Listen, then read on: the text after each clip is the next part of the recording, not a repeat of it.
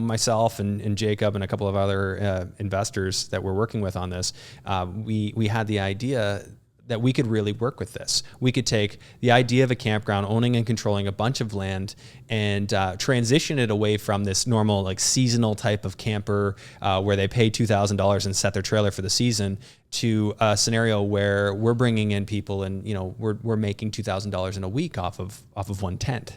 And that we're at the stage now where that's starting to happen. We're kind of getting into that ballpark.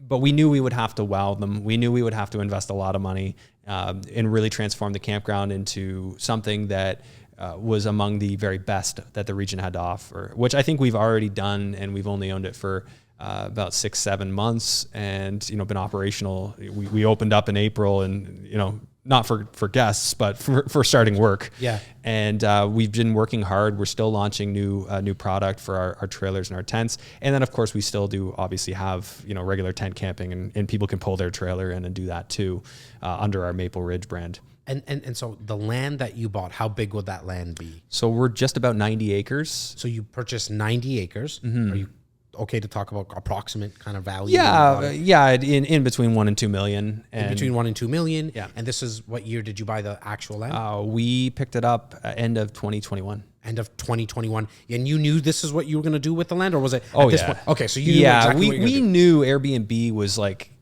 this whole next way of doing things. Like, you have normal rentals, which make good money in some cases, negative cash flow in many cases. And then you've got this movement across Ontario of Airbnb leases where even people in like downtown Hamilton are renting their apartment out on Airbnb, and they're getting, nurses that are coming to town to work for a while, and people who are on business for a while.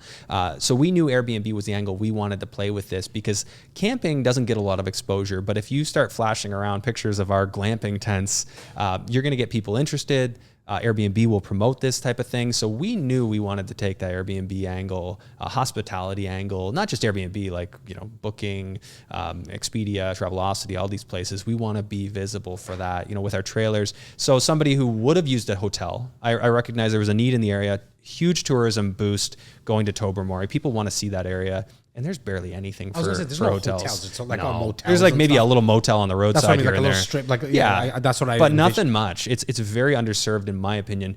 Now it does. Of course, you can get cottages up there, but again, we just went in. We wanted to offer something really cool. The cottages, from an Airbnb perspective, I'm picturing 3-bedroom kind of homes. Sure. And what are they renting for a night? Like a 3-bedroom. It'll depend on the quality. It could be anywhere from $250, and up. But it still doesn't give you the camping feel. Is that what the difference is? Like, I think like for some, a huge part with the tents, like, got it. They don't want to, like, you're in the grounds, like, you're just, you want the nature experience, but you don't want to lug out a tent, set it up. You're arriving maybe later in the day.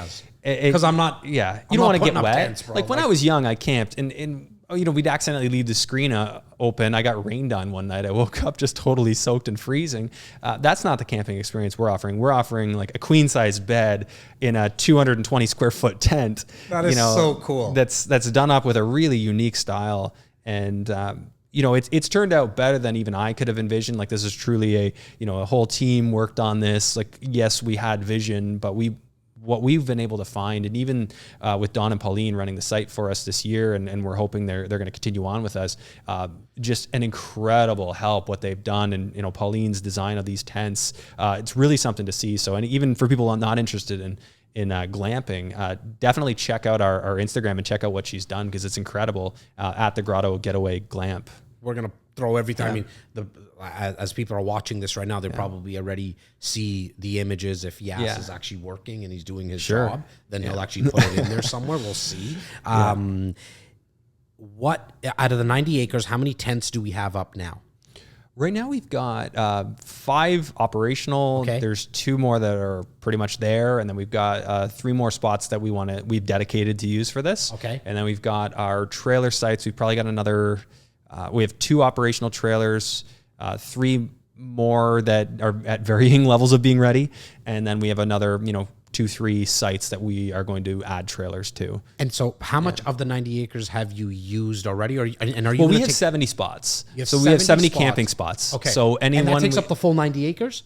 Oh, well, no, not even that. That's just like a close. bylaw. That's what I mean. That's like a bylaw thing. So what's the rest of that space going to be used? Yeah, we have a pond. There's like this old path. Apparently, this place used to be used for a mini putt in addition to a campground. That's so. Cool. I mean, there's a river that runs down one side of it. That like we went out there last year and we're just like, let's explore this land because it like a lot of it. It's like lowland, marshland, and then we've got pond and trail over to the river and.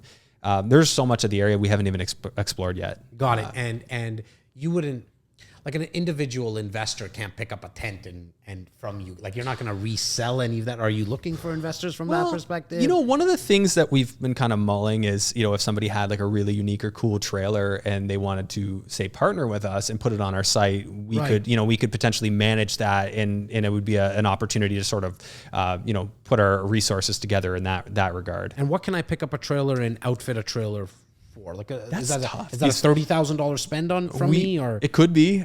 We've been, we've got trailers anywhere from as cheap as we picked it up for $7,000 and put 2,500 into it to, it's an $80,000 investment. Wow. So that's, Jake's Airstream is like, next level, really cool Airstream. That one's coming online, hopefully in the next week. Very, very cool trailer. One of our premium product that'll be on the site. I love it. Yeah.